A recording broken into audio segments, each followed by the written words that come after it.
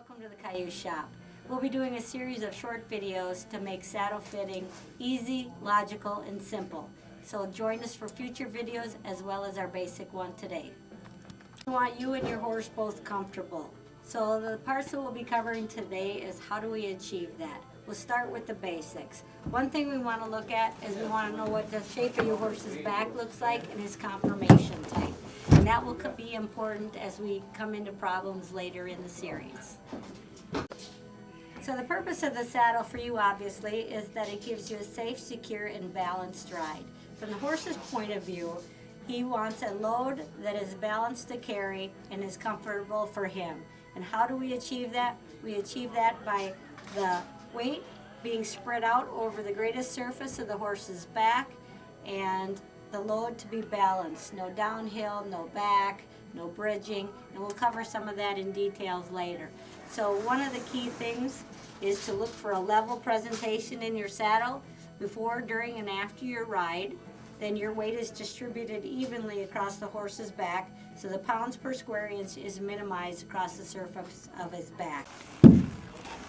So as we're talking about the contact of the saddle against the horse, we're talking about the tree, which you can kind of see the outline here, and this will be our contact point.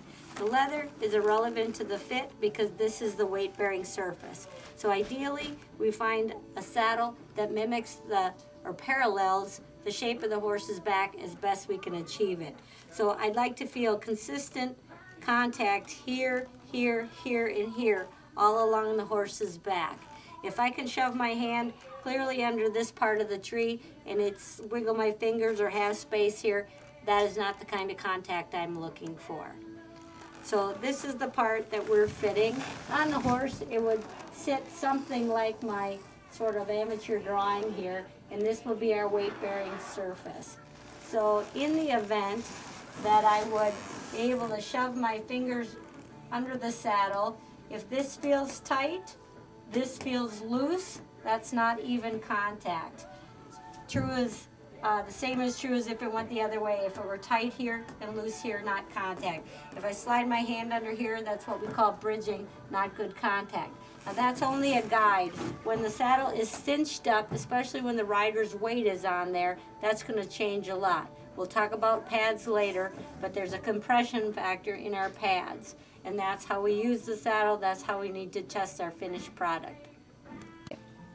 So here's kind of a crude drawing of placement of what the bare tree would look like on our horse. I suspect I made these bars maybe a little long, but anyway, this is just to give you an idea of what it looks like.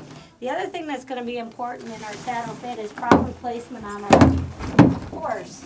If I have my saddle back too far, you'll see that I have a tipping in kind of an angle here, and it's going to dig in right behind the scapula, which obviously is going to be a little uncomfortable. If I have it too far forward, I get a downhill tilt. Too much weight will be concentrated back in here. So saddle placement is important. So if we have a nice level presentation, the next thing that we would be checking for is the width of the tree.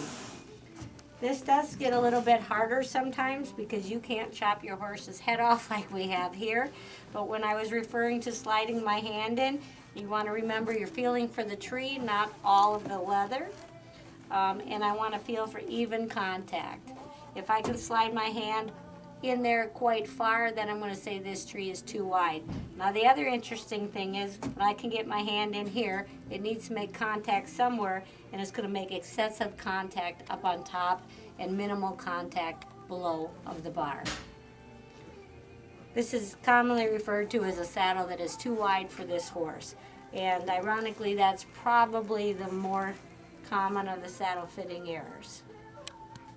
So if this were a real horse and I was able to slide my hand way under there, I would call this too wide. Now what that has a tendency to do after you're mounted and riding a while, the saddles have a tendency to squash down in front, the backs will pop up and bounce, and sometimes the saddles will slide back. So if you step off your horse after the ride, you see you've got some dry marks here, and notice the position of your saddle that you slid back with the back popped up.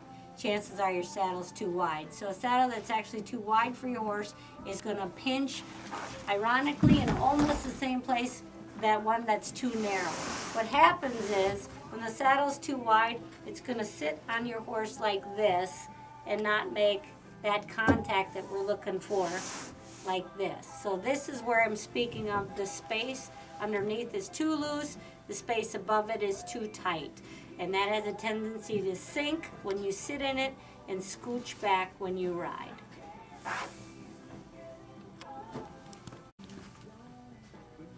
Now a saddle that fits too narrow for the horse has a little different presentation.